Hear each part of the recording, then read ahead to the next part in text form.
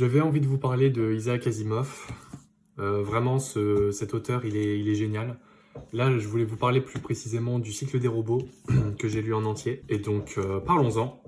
Parlons de pourquoi vous devriez le lire et pourquoi juste vous adorerez si vous êtes un fan de science-fiction. Donc, il y a plusieurs choses à dire sur cet auteur.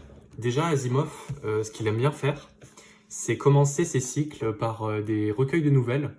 Du coup, en fait, les deux premiers livres, là, le premier et le deuxième, c'est des recueils de nouvelles, alors que le 3, 4, 5, 6, ça va être plutôt des recueils, enfin, c'est pas un recueil, c'est des romans, où on retrouve à peu près les mêmes personnages. Personnellement, moi, je préfère les romans, les parties romans, mais en vrai, les deux premiers livres sont vraiment intéressants du point de vue de l'univers. Ils développent vraiment la question des robots. Si vous aimez pas trop les nouvelles, vous pourriez skipper ça et vous concentrer directement sur les romans. Vous perdrez pas grand chose. Vous aurez plus de plaisir de lecture. Mais si vraiment vous voulez comprendre l'univers, quand même, je conseille de commencer par le premier. Comme ça, vous verrez un peu si vous aimez le style des nouvelles. Il y a une autre option qui est possible, qui est de commencer par le premier. Vous voyez si vous aimez ou pas les nouvelles. Et en fait, le 2, c'est un peu un 1 bis.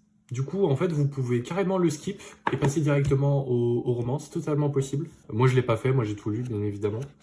Mais voilà, pour ceux qui aimeraient, qui savent pas trop. En ce qui concerne l'histoire, franchement, c'est incroyable. Asimov, il est trop fort. Là, en fait, le cycle des robots, c'est un peu dans le futur. L'humanité est amenée à créer des intelligences robotiques, des robots qui les aideront dans leurs tâches.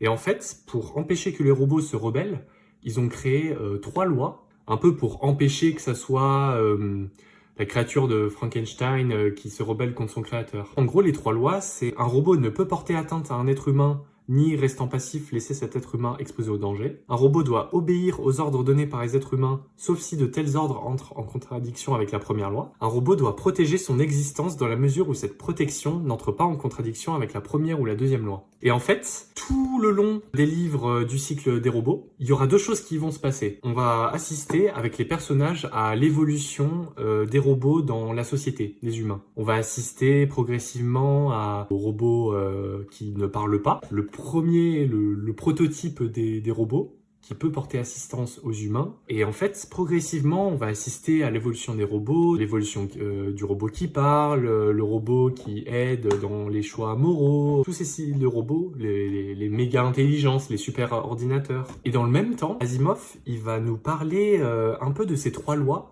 et il va nous mettre dans des situations où les robots vont trouver une faille dans ces 3 lois qui feront qu'ils ont un comportement vraiment inattendu. Et en fait, à chaque fois, les humains, ils vont voir ces comportements inattendus, ils vont se dire, mais pourquoi il fait ça, le robot? Il est pas censé faire ça. Genre, par exemple, un robot va frapper un humain, et ils vont être en mode, pourquoi il le frappe? C'est pas possible. La première loi dit que un robot ne peut pas porter atteinte à un être humain, du coup, il est pas censé faire ça.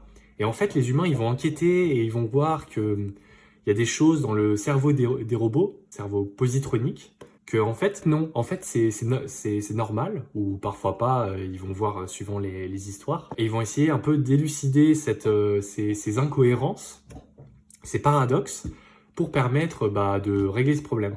Du coup, c'est super intéressant. Franchement, l'univers est super bien écrit. Asimov, à chaque fois, il réussit à faire des histoires qui sont simples à comprendre. Il y a beaucoup de dialogues. Du coup, on arrive bien à suivre les contenus des aventures. On arrive bien à suivre les aventures, ce que font les personnages, à quoi ils pensent. Et d'un autre côté, dans les romans notamment, il y a un duo entre détective balai et un détective robot qui s'appelle comment? Qui s'appelle Danny, là. J'avais oublié. Et à chaque fois, il y a un peu cet esprit du duo de l'un qui sait et de l'autre qui sait pas. Du coup, il fait « Ah tiens, c'est bizarre, pourquoi ça se déroule comme ça ?» Et l'autre, il lui répond. Et du coup, en lui répondant, il répond aussi au lecteur parce que en tant que lecteur, on sait pas trop, on connaît pas l'univers.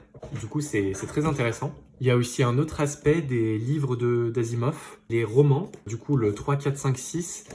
En fait, ça s'approche un peu de romans policiers. Ça reste du science-fiction, mais personnellement, moi qui adore le science-fiction, par rapport au cycle de fondation, aussi d'Asimov, je trouve que le cycle de fondation, il fait beaucoup plus science-fiction, alors que le cycle des robots, il fait plus roman policier. C'est-à-dire qu'à chaque fois, il y a un meurtre, Du coup, il y a un détective plus son acolyte qui vont enquêter, qui vont essayer voilà, d'interroger les personnes qui sont au courant de l'affaire, essayer de trouver des indices, tout ça. Ça reste intéressant. Pour ceux qui aiment pas trop les romans policiers, je dirais que quand même, c'est bien contrebalancé par l'univers et par vraiment les aspects des robots, les lois, cerveau positronique, tout ça. Mais quand même, il y a cette part de roman policier, faut être au courant, voilà. Ça reste très très bien.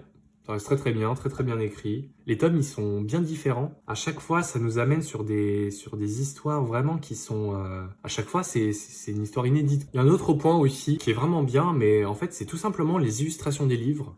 Enfin, personnellement, j'aime vraiment cet aspect un peu minimaliste qui rappelle la science-fiction avec les décors. Il y a ça sur tous les livres.